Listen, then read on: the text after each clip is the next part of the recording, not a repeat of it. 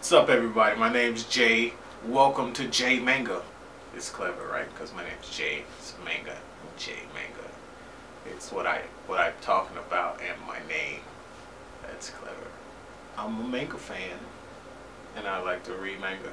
There's two mangas that I'm reading right now that I've been reading for the last couple of years because they will not end, and that's Naruto and Bleach. I'm going to go ahead and start with Bleach. If you guys remember, on the last episode of Bleach, Misaki was trapped in her own hollow mind world thing, and Ichigo's father shows up to save her. It starts off with the panel of him coming in contact with this big hollow inside her, which I'm assuming is her inner hollow now because she's been infected. But he uses Getsuga Tensho, which he's used before against Isshin, and it just makes me wonder about that. Like, what is his Zanpakuto?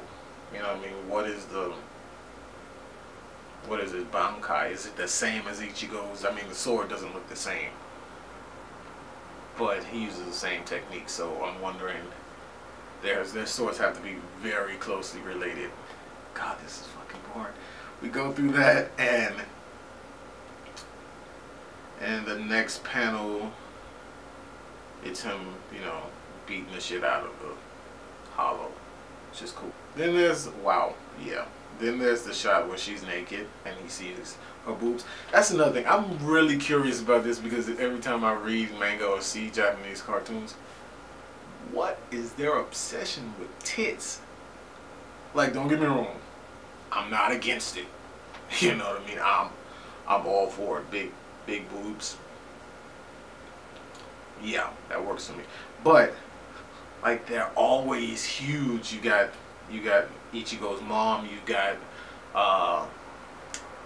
what's the chick who uses Hinako? She has the big breasts. And in Naruto, you got Tsunade.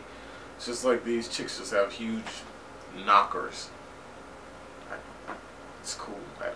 I just wanted to know what's that about. I guess because like a lot of Asian chicks are flat chested, and the men are not happy about that. Maybe. Then the little soul unification thing is, it says success done by Urahara, who tends to know everything about everything and has taken part in everything. So I'm assuming, you know, since they couldn't technically save her, they just passed down the genetic hollow thing to Ichigo, which makes sense. Then there's Ishida's dad, and I realized that his maid becomes Ishida's mother.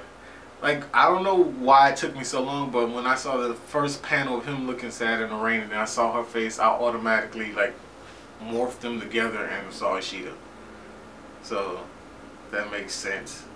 He gives up on Misaki because, you know, there's nothing he can do. His little side maid woman doesn't want to leave his side, obviously. Which makes sense. She becomes his baby mama, you know what I mean?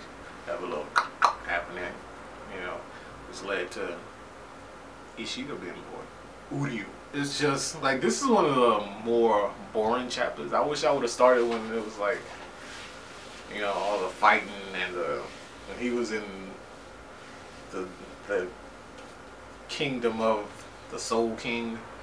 I wish I would have started there with the cool people, but, you know, with the big fat lady who cooked all the food, and then she became, she got hot all of a sudden, and she cooked all her fat out, which was very odd. I wish I could do it. Ichigo's father are telling him the story. You know, it's the story ended, and he's getting ready to start a new story, which is the one of what really happened to Ichigo's mom, which I'm curious about. I assume that it has something to do with Aizen or whatever. You know what pisses me off again? Like, he's a lot of people's favorite character, but you know what really pisses me off? There's nothing you can do that can surprise him. Every fucking time somebody does something, he's like, And I totally expected that, which is why I had this countermeasure already planned out. Bam, you're defeated. And then, like, it's cool, you know, to have your bases covered when you go into a fight. But come on. Come on. You cannot have everything planned out. You cannot have every possible situation analyzed and understood, and you know what's going to happen before it happens. You have to be shocked at some point. Basically, this chapter is about, you know, how Ichigo came into being, and it's starting into a chapter about how his mother came into not being anymore. So, as I'll see you guys next week, and we can talk about it. Leave a comment if I missed something, you know what I'm saying. Leave a comment if Ichigo's dad Zanpakuto told, or if you have any guesses about what's gonna happen next week, because I want to know, you know, I want to know how she really died, because if she was killed by a hollow, there's two possibilities. One, it was Aizen. Two, her in the hollow just finally broke free, and you know, that killed her. We'll see. Peace.